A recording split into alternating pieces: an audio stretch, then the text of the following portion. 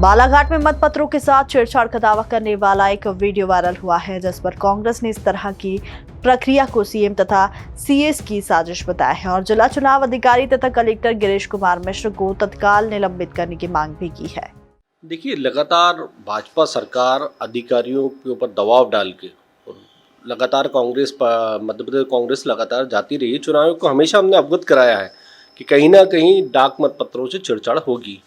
अब आप सोचिए कि जो वहाँ के प्रत्याशी हैं उनको बिना अनुमति, बिना बताए दान मतपत्रों को खोलने का मतलब क्या है? कहीं ना कहीं आप प्रभावित कर रहे हैं चुनाव को, कहीं ना कहीं आप अधिकारियों को डरा रहे हैं। वो ये वही अधिकारी हैं जो भाजपा सरकार में लगातार भ्रष्टाचार में लिप्त रहे हैं, तो स्पष्ट है।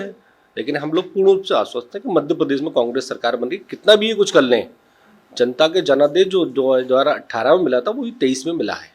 राजन जी ने इस बात को खारिज किया है कि ऐसा कुछ भी नहीं हुआ, छेड़खानी नहीं हुई, क्या? देखिए, कुछ भी कहें वो, लेकिन स्पष्ट है कि चुनाव आयोग को लगातार हम लोग ने इस बातों को लेकर संज्ञान जताया है, लेकिन चुनाव आयोग चूंकि भाजपा का एजेंट बन के काम कर रहा है मध्य प्रदेश में। अकेला बालाघाट ही नहीं, प्रदेश के अधिकांश जिलों में चीफ सेक्रेटरी व्यास के निर्देश से और मुख्यमंत्री के साठगांठ से समूचे प्रदेश में शासकीय अधिकारी कर्मचारियों को मतपत्र डालने से वंचित किया गया है।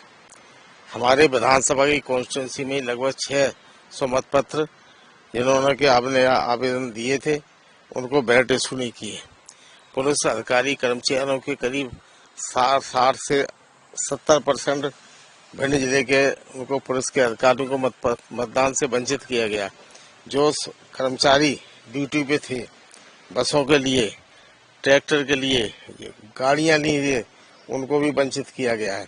हमारे तो 600 मतपत्र की शिकायत मैंने 11 नवंबर को ही मेरे निर्वाचन के जो करता थे इलेक्शन एजेंट श्री चौहान साहब उन्होंने की थी, ऑब्जर्वर को रिपोर्ट दी, मुख्य आयुक्त चुनाव के मध्य प्रदेश को दिल्ली भेजी, उस कोई कार्रवाई नहीं हुई।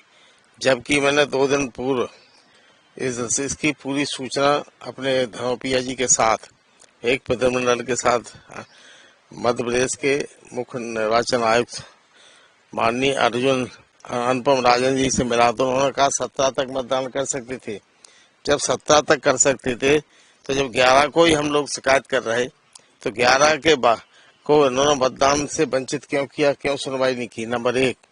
दूसरी बात, जब हमने लिख के दिया, शिकायत की, अभी राजन साहब ने इन अधिकारियों ने, कर्मचारियों ने जिस प्रकार की निर्वाचन में हेराफेरी की है, मतदाताओं को अब मतदान करने से वंचित किया है, शासकीय अधिकारी कर्मचारी को, अन्य मतदाताओं को, उनके विरुद्ध अभी तक क्या कार्रवाई की ये उन्होंने न बताई है, न मतदान के लिए आदेश दिया है।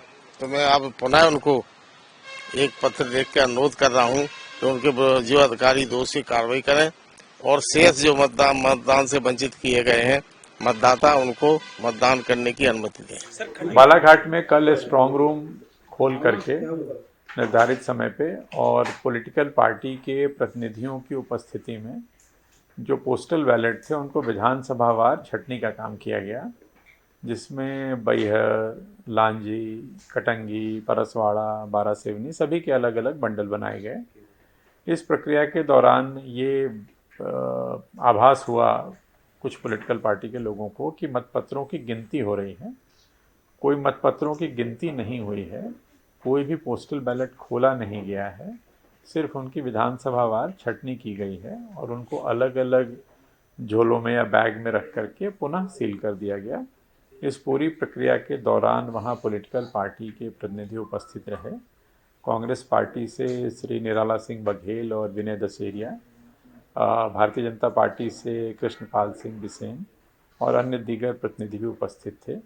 उनकी उपस्थिति में ही स्ट्रांग रूम खोला गया था, उनकी उपस्थिति में ही इस पूरी प्रक्रिया के बाद स्ट्रांग रूम बंद किया गया।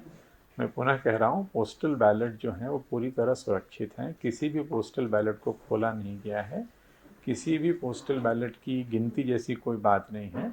मतगणना अपने जो निर्धारित समय है, जो निर्धारित दिनांक है, उस पे 3 तारीख को होगी। मामले में मुख्य चुनाव अधिकारी ने कहा है कि बालाघाट में बैलेट पेपर के बंडलों को क्षेत्रों के हिसाब से अलग अलग बस्तों में प्रत्याशियों की मौजूदगी में जमाया जा रहा था। भोपाल से मृदुभाषी के लिए रश्मि जैन की रिपोर्ट। वीडियो को लाइक करें, शेयर करें। मृदुभाषी से जुड़ने के लिए चैनल को सब्सक्राइब करें। नोटिफिकेशन के लिए बेल आइकन दबाना ना भूलें।